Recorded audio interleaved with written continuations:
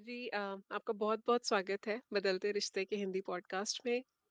और thank you. Neeru जी को वैसे तो किसी भी इंट्रोडक्शन की ज़रूरत नहीं है, पर मैं थोड़ा-सा बैकग्राउंड देना चाहूँगी। नीरू जी साइंस टीचर हैं चंडीगढ़ के गवर्नमेंट स्कूल में। और नीरू जी फिटनेस फ्रीक के साथ-साथ मेडिटेशन प्रैक्टिशनर भी हैं। और नीरू जी की लाइफ में अर्ली कुछ इयर्स में कुछ स्ट्रगल्स रहे हैं, तो लेकिन बहुत खूबसूरती के साथ और हिम्मत से नीरू जी ने अपनी ज़िंदगी को एक नया रूप दिया है। और नीरू जी की वीडियोस बहुत इंस्पिरेशनल हैं, उसमें हमें बहुत कुछ सीखने को मिलता है। और नीरू जी, मैं आपसे चाहूँगी कि आप थोड़ा-सा अपने बारे में बताइए, अपनी लाइफ जर्नी के बारे में, और आपके अभी तक के लाइफ के सफ़र के बारे में हमें थोड़ा-सा बैकग्राउंड दीजिए अपना। बहुत अच्छी बात है वंदना जो आप नीरू जी कह रहे हो लेकिन प्लीज़ अगर नीरू बोलोगे तो ज़्यादा अच्छा है।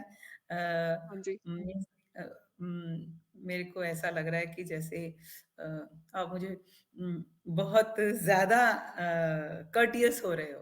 तो लेट्स बी लिटिल कैजुअल। जी। ओके आपको मेरी जर्नी मैं लेके चलती हूँ बिल्कुल बचपन से। तो मेरा बचपन जो मैं सोचती हूँ कि it was a golden period मेरी लाइफ़ का। सबसे सुंदर, सबसे मस्त एकदम से अ, टेंस फ्री रहता है हमारा बचपन और मैं स्पोर्ट्स पर्सन थी। ग्राउंड मुझे बहुत प्यारी थी।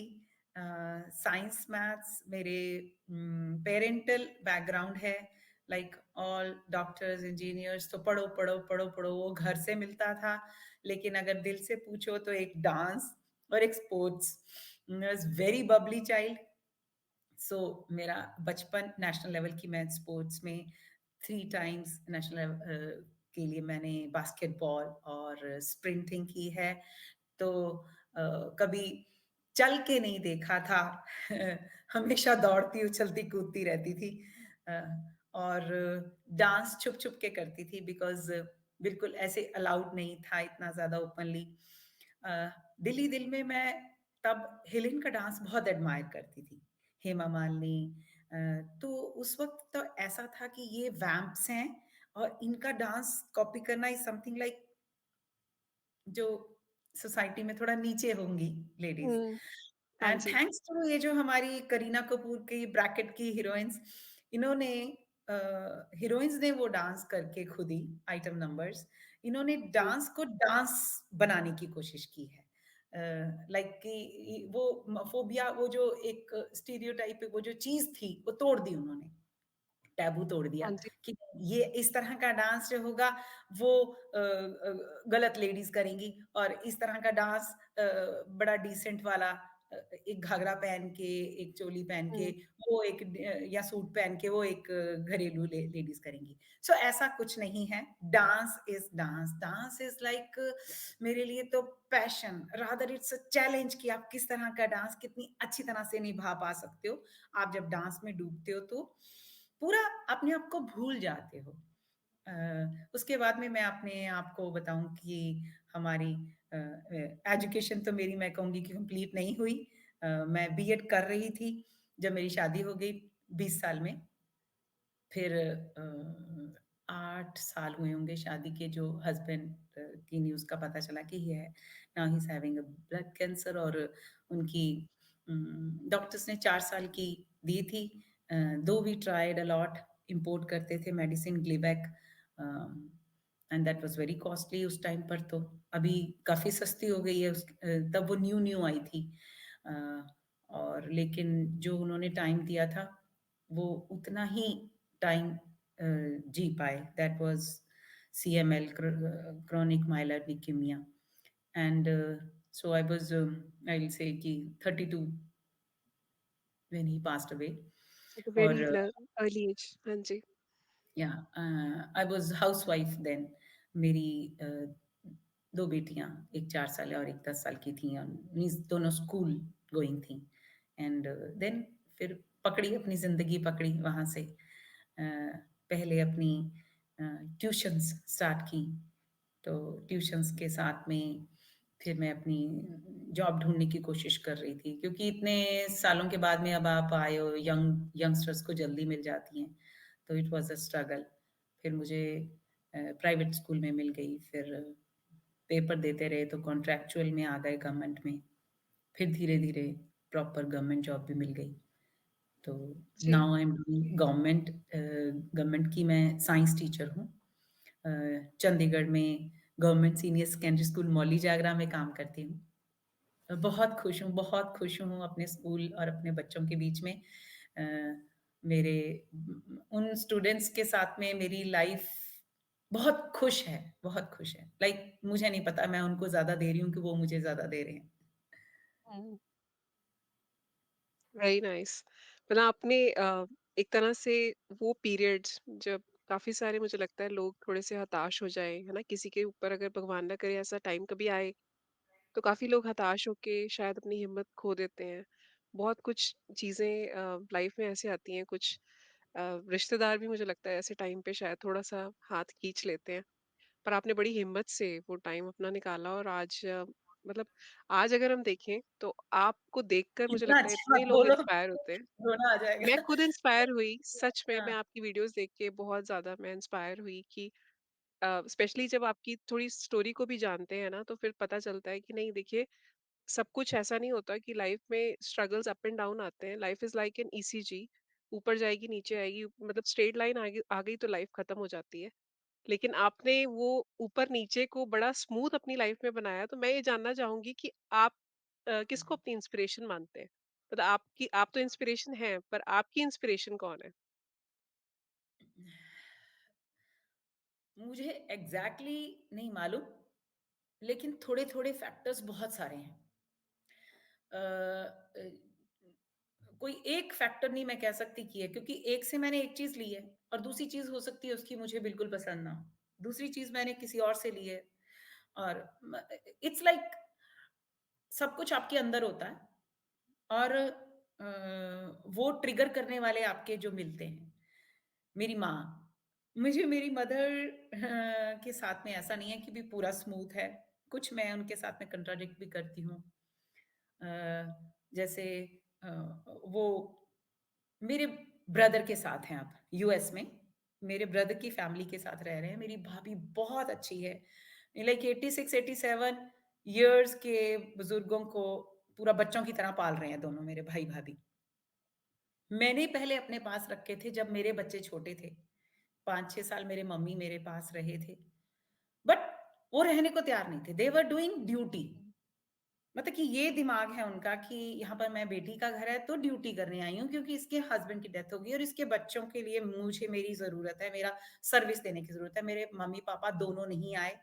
मेरे मम्मी आते थे तो पापा पीछे रहते थे, पापा आते थे तो मम्मी रहते थे। अब भाई की फैमिली के पास गए हैं तो दोनों चले गए हैं, तो घर छोड़ दिया। हुँ, लाइक बेटी के लिए घर नहीं छोड़ते, तो कुछ चीज़ों के साथ में मैं कंट्राडिक्ट करती हूँ उनको। बट अदरवाइज़ मेरी माँ बहुत कर्मठ है, कर्मठ मीन्स हठ है उनमें, काम करने की ज़िद, सुबह 3 बजे उठना जो उनसे है, ये मैंने अपनी माँ से लिया है और सुबह उठते ही सैर करने जाना है, शाम को सैर करने जाना है। उनको मैंने दोनों हाथ से सब्जियाँ, फ्रूट पकड़ के रास्ते में वापस आते स्कूल जाती थीं वो, स्कूल टीचर थीं, तो वो वापस आते वो करते मैंने देखा है उनको तो ये और लाइफ़ के साथ में गोडी करते, गार्डनिंग करते, तो ल ये कनेक्शन जो है ये मैंने अपनी मदर से लिया और ये बहुत सुंदर चीज़ें हैं। आप गार्डनिंग करते हैं ना, तो आप एक कली को खिलते देखते हैं, वो पौधा बड़ा हो जाता है, मैच्योर हो जाता है, उसको फिर निकालना भी पड़ता है, नया पौधा लगाना पड़ता है, तो आप लाइफ़ के बहुत क्लोज़ रहते हो। और सैर और सुबह उठना, फिर पाठ बहुत करती हैं। तो ये चीज़ें मैंने अपनी मदर से ली हैं। तो कुछ चीज़ें मैं उनसे कंट्राडिक्ट भी करती हूँ। अब मेरे चाचा जी हैं, मेरे अ सबसे छोटे चाचा जी, डैडी के मेरे ब्रदर। वैसे तो मेरे डैडी मेडिटेशन में थे, उन्होंने मेरे चाचा जी को डाला था मेडिटेशन में। लाइक मेरा कनेक्शन डैडी से मेरा डायरेक्ट नहीं है। मेरा क्लोज़नेस आई मेरे चाचा जी से। थोड़े फादर से थोड़ा डिस्टेंस होता है कि हम पूरी बातें शेयर नहीं करते। बट मेरे चाचा जी के साथ he is father, he is friend, he is brother, he is everything to me, he is like a mentor to me. तो उन्होंने मुझे बहुत चीज़ें सिखाई हैं, बहुत चीज़ें छोड़ना सिखाया, बहुत चीज़ें माफ़ करनी सिखाई हैं और सब कुछ खुद के ऊपर विश्वास करना सिखाया है। फिर जब मैं मेरे बच्चों के जाने के बाद जब मैं बिल्कुल डिप्रेशन में टूट चुकी हुई थी लाइक कि मैं 45 की हूँ, मेरी लाइफ एंड हो गई है। मेरे लिए प्रदीप के बाद भी मैंने अब प्रदीप को बच्चों में देख लिया। उनके लिए जान मार दिया, जितनी पावर, जितनी एनर्जी थी मैंने बच्चों को पहुँचाने में मैंने लगा दी। ओके, रिज़ल्ट भी मिला। लेकिन अब क्या दोनों बच्चे चले गए? तो मेरा क्या है? वो चीज़ ने मुझे 17 केजीज़ मैंने 7 मंथ्स में लूज़ किए थे और मैं सीवियर डिप्रेशन में थी। बैठे-बैठे रोना आता था मुझे। तो वहाँ से मुझे निकालने के लिए मेरे चाचा जी ने भी हेल्प करी और मेरी बेटियों ने भी हेल्प की। मेरी बेटियों ने मुझे वापस मेरी स्पोर्ट्स में मुझे भेजा। मुझे साइकिल से जाने को बोला कि मम्मा आप पसंद करते थे, आप रनिंग के लिए वापस जाओ। मैंने कहा पागल हो गए हो, इस उम्र में, इस एज में। I was 46 then, okay. तो कहते मम्मा आप करो ना दुनिया जाती है। तो मैं उन्होंने मुझे ज़बरदस्ती कोई फ़ेसबुक से जॉइन करवा के कोई ग्रुप्स जॉइन करवा दिए। मैं वैसे ही देखने चली गई अच्छा बेटियों ने कहा है। तो पहले दिन ही it was like a click अच्छा ये तो कितना मज़ा करते हैं। अच्छा इसमें अ, ऐज को कोई फैक्टर ही नहीं है, छोटे-बड़े सब दौड़ते हैं। और दौड़ सकती हूँ मैं इस एज में वापस दौड़ सकती हूँ। मुझे सपने आते थे कि मैं बास्केटबॉल डाल रही हूँ और मैं दौड़ रही हूँ और मैं उठ के बैठ के रोने लग जाती थी कि ज़िंदगी के इस पड़ाव पर आ गई हूँ, अब मैं वो चीज़ें दोबारा से बचपन वाली नहीं कर पाऊँगी। तो जब ये वापस से मेरी ज़िंदगी आने लगी, जैसे स्पोर्ट्स मैंने बताया, बच्चों ने डाला, तो मुझे वापस से ऐसा लगा कि मेरी खुशियाँ वापस आने लगी हैं। और साथ में मेंटल की स्टेबिलिटी के लिए मुझे चाचा जी ने ज़बरदस्ती मेडिटेशन में भेजा, विपाशना सेंटर कि आप जाओ वहाँ पर। मैं अगेन जाने को तैयार नहीं थी कि 10 दिन तक 12 घंटे पर डे कौन बैठेगा खाली बिल्कुल, मैं जी, तो पागल हो जाऊँगी। मैं कार में गई थी कि तीसरे दिन मैं चुपके से रात को भाग आऊँगी, मेरे से तो होगा नहीं। तो मैंने चाचा जी से प्रॉमिस यही लिया था कि आप शर्त नहीं रखोगे कि मैं पूरा करूँ। तो जबकि वहाँ पर जाके पहली शर्त यही होती है कि आपको पूरा करना है। तो पर मैं चाचा जी से बोल के गई थी। बट व्हेन आई स्टार्टेड तो बीच में चौथे दिन मुझे कुछ अजीब सेंसेशंस फ़ील हुई थी और 7th और 8th दिन अगेन मेरे को अजीब से जैसे मीन्स मेरे को मेरे मुझे तो मालूम नहीं लेकिन देखने वाले मुझे कहते थे कि आप जब मेडिटेशन करते थे तो खो ही जाते थे लाइक हुँ, घंटों तक आपकी बॉडी में सिरहन नहीं होती थी। तो इसलिए शायद मैं वो एक्सपीरियंस कर पाई और जब उस जर्नी से जब 10वें दिन उन्होंने बोला हमको कि ये मत समझो कि आपने सब कुछ अचीव कर लिया, this is just the beginning, just तुमको थोड़ा-सा एक खिड़की खोली है, जहाँ से रोशनी बंद थी, वो रोशनी तुमको दिखाई दी है। अब आगे आपको जाना है, आपको हवा पूरी अंदर लेनी है, वो आपकी ज़िंदगी है कि अब कितना ट्राई करते हो। तो now that is my part of my life कि मुझे सुबह उठना है, मुझे अपना पाठ करके मुझे अपनी मेडिटेशन करनी है। उसके बाद में मुझे अपनी फिज़िकल एक्सरसाइज़ के लिए निकलना है।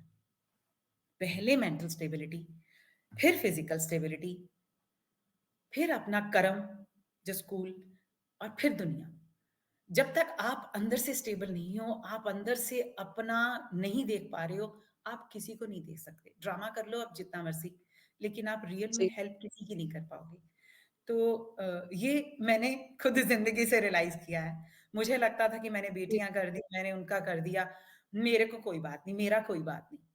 जैसे मदर सारी करती हैं, खा लो, पढ़ लो, हस्बैंड का, फैमिली का और बच्चों का, सबका कर दिया, मेरा कोई नहीं। जब तक आपका वो हालत करते-करते आपकी बॉडी जवाब देने लगती है, उसके बाद में आप फिर कहते हो कि मेरे को कोई देखता नहीं है, वो किसी की गलती नहीं है। सबकी आदत आपने खराब की है। कोई आपको नहीं देख रहा क्योंकि आपने उनको ऐसा आदत डाल दी कि मैं ही हूँ सबके लिए। बच्चे तो हमसे ज़्यादा स्ट्रगल की लाइफ में हैं। वो उनके पास टाइम ही कहाँ है। लाइक अगर वो आपके लिए निकाल पाते हैं तो आपको समझ लगनी चाहिए कि कितना मुश्किल वो निकालते हैं। वो अपनी लाइफ में ही बहुत-बहुत बिज़ी हैं। बहुत बिज़ी सो हैं, हाँ, राइट। तो मैंने जब वो रियलाइज़ किया कि बच्चों के ऊपर डिपेंड होने की जगह इतनी पोज़ीशन में मैं आ जाऊँ कि मैं उनके लिए कोई यूज़फुल बन सकूँ। लाइक बच्चे अंदर से ले लेके उनको माँ-बाप हमेशा ही चाहिए। आज की डेट को में भी मैं कुछ करती हूँ, तो मैं अपनी मम्मा से वो रोज़ फ़ोन करती हैं, तो मम्मा से मैं परमिशन या बात करती हूँ कि मम्मी अभी मैं वहाँ जा रही हूँ, अभी मैं मिसेज़ इंडिया के लिए जा रही हूँ। तो मैं उनको फ़ोटो भी दिखाती हूँ, मैं भाभी को भेज देती हूँ, वो दिखाती हैं मम्मी को कि ये ऐसे है, ये ऐसे। है बड़ी सोहनी लगदी हैं तू, हैं? लाइक उनका ये कहना मुझे हुँ, दुनिया की परवाह नहीं है, एक मेरी बेटियाँ मोटिवेशन, मेरे हाँ को जी। सपोर्ट कर रही हैं, मेरी मम्मा ने येस कर दी। I care a damn about full word वो क्या कह रहा है मैडम जी बूढ़े हो गए हो आप, दादी हो, नानी हो और आप राम-राम जपो और ये सब वो सब लिखते हैं। मुझे बड़ा मज़ा आता है कि राम-राम बेटा मैं तो जपती हूँ, तेरी उम्र में तेरे को क्या प्रॉब्लम है? आप भी जप मैं तो सकते हो। सब कुछ करती तो हूँ, मैं तो बचपना बाइकर भी बचपन हूँ, में सिखाओ बच्चों को कि सारा कुछ सभी करती हूँ। अब बहुत अच्छा राइट, लगता है, आप बोलते हैं जय माता दी, आप आते ही मुझे हमेशा जय माता दी करते हो। बहुत अच्छा हाँ लगता जी, है। हाँ जी। नहीं, सच में मतलब आप 3rd हमारे स्पेशल गेस्ट हैं जो कि मुझे विपासना के बारे में आपने बताया और 2 मैं पहले पॉडकास्ट मैंने किए हैं जो कि मतलब बैक टू बैक जिसमें मुझे विपासना के बारे में बताया गया, तो मुझे लग रहा है कहीं कहीं न कहीं मेरी भी कॉलिंग है शायद।